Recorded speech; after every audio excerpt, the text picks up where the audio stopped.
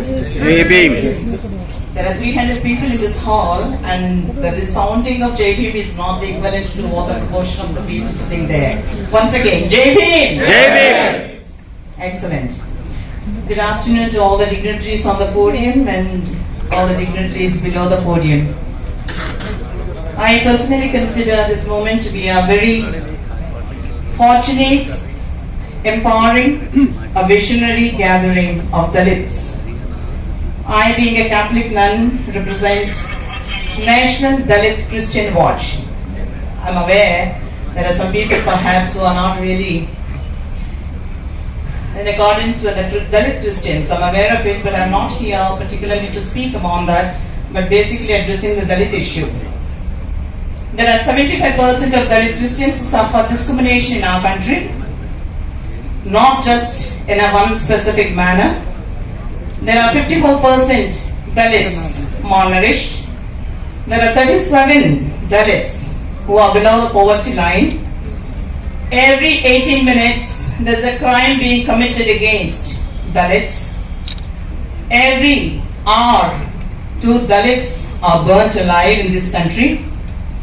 And every hour, 2 Dalits are murdered and 11 Dalits beaten up.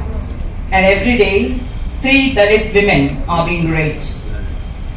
There are a number of statistics, if I were to say, lot many things. And what we focus basically is on Dalits, Christian discrimination, but I am also here to see a kind of a percentage that is being here, like in the sense the speakers before me have spoken and insisted upon the ratio of girl child, the ratio of women, the ratio of education, the ratio of people who have enrolled in the colleges, institutions, in educational schools, etc. But in contrast to all of that, the percentage of women who are in this hall is very, very low. You look at the percentage of the men sitting here and the percentage of women sitting here. And by saying that, I don't mean that we all of us at the Dalit community need to work in promotion of women percentage, women role, women being outspoken in various issues, because there is a way men look at and the women look at, the feminism and the masculinism. We have constraints of time, I'm not going into details.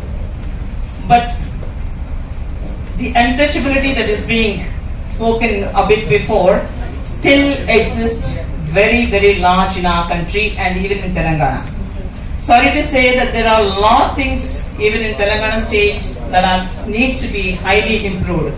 It is true that we focus on certain successes, certain promotions and certain involvement, but we also need to be very realistic in what we actually want to achieve, what we want to implement, what really would like the things to be focused upon. One of the things that I would like to recommend on this August gathering of the stage is Dalit Christian status has to be implemented, and I demand personally that the moment you change your religion, just because you believe in a particular God, just because you choose the religion that you have a freedom to choose, are being ostracized, sidelined and kept aside. I think this is unfair. We should not be tolerating, if we are people who are open enough, liberal enough and believe in our constitution, which is so fundamental to our lives as the Dalit community. This is one of the things I strongly believe has to be implemented, and no matter what you choose, what you want to wear, what you want to eat, what you want to practice, your faith is your personal identity and your personal affair. Nobody has a right to impose on anybody else to say, this is what you should do, otherwise we will not. Why should everybody be a Hindu? I suppose we have a lot of castes and creeds and religions in our country which we need to be practicing. And we should have freedom to practice what you want to practice, not what is being imposed upon you. And this is one of the things I would like so-called our people to implement.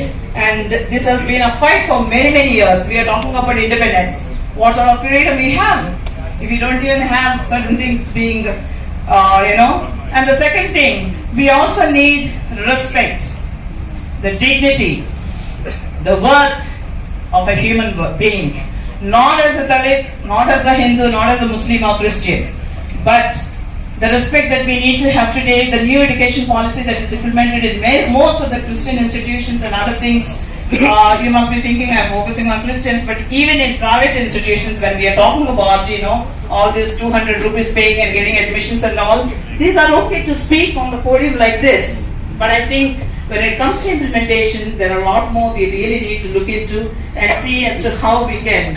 And this is another thing that I also want to say. Recently, all of us, the entire nation of India has focused on Manipur. The ethnicity violence that has taken place is nothing to do with Hindus or Muslims or cookies or Metis or anything of that sort. But why such a silence? If all of us to be considered as citizens of one particular nation, and if we are talking about constitution as our right, and its fundamental things to be implied and applied to every citizen, I suppose all of us have equal amount of justification as to why certain things are allowed on certain communities and not everybody else. And recently also we have a lot of atrocities taking place. Some of the speakers have spoken about SC/ST atrocities happening in Telangana and other places. What I want to say, if my wife, my daughter, my sister is being paraded naked, raped, burnt alive, will I be silent? This is not for anybody to answer. It is for an introspection of each one of us. It is today they, it can be tomorrow we. And there are a lot of atrocities happening already against Dalits, and we need to be cautious as to what we actually want to demand. One thing to be on paper, one thing to be a policy, another thing to be really implemented. Finally, I want to say there are a lot of suicides happening in the educational institutes of the Dalit students. A lot of suicides. You know the data, I don't have to say, including the Nizam College which is in Telangana. I suppose we need security, we need an assurance, not just the government, but all of us as Dalit community to voice out and collectively to respond. I wind it up with this, that the amount of corruption that's taking place in the name of policies, in the name of implementations, is another area where all of us need to give a thought to it. And all of us should be aware of what we as the Dalit community need to be. Thanks for this, and thanks for this opportunity. God bless. ఈ video కానీ మీకు నచ్చినట్టయితే like చేయండి, అలాగే subscribe చేయండి, పక్కనే ఉన్న bell బటన్ని నొక్కడం మర్చిపోకండి.